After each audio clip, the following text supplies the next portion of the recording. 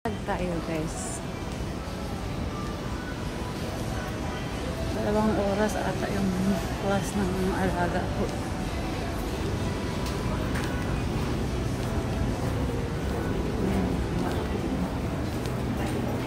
Ayun po siya, 2 oras yung class.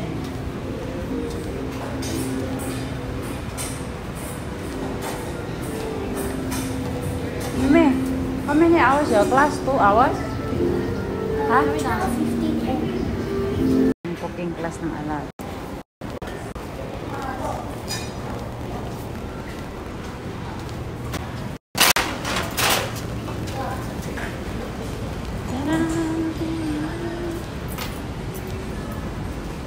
Mag-gora tayo. Mag-gora.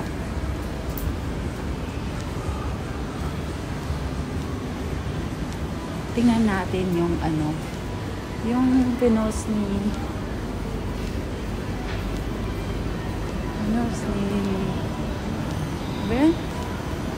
Huwilito na magandang pasyalan dito sa taas ng Conan.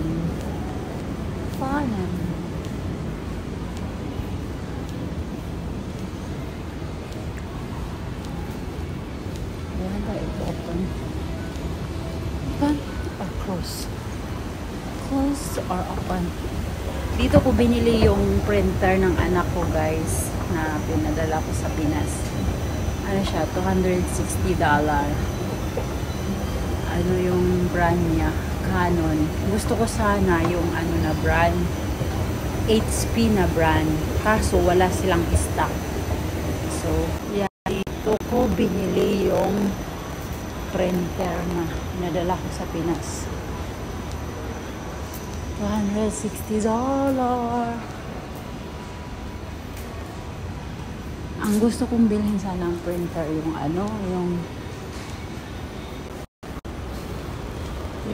sana yung HP kaso wala silang stock. So no choice. Doon pala ako dapat sa kabila. No choice. Ang binili ko talaga Canon. Yung brother daw sana, pero hindi ko naman gusto yung brother na brand. Kaya Canon ang binili ko. Ano siya, $300 ata mahigit yun. Tapos naging $260. Tama ba?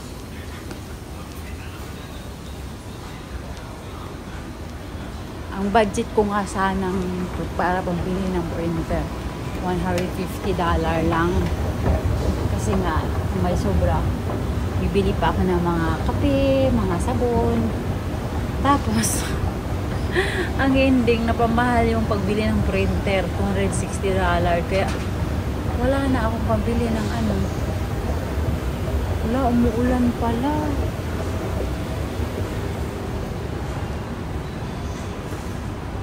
Maganda pa naman sana. Yan kaya yun.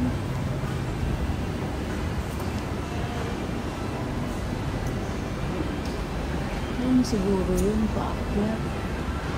Dito. Pero umuulan naman kasi Urban Farm Lab.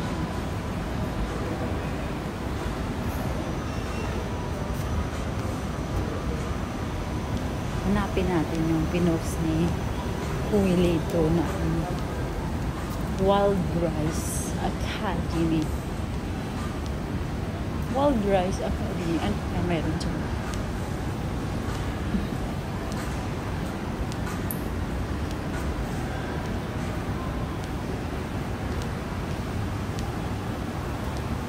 Magsuroy-suroy ba o niya natin magustuhan jawa tayo kapalit kaluoy sa Ginoo.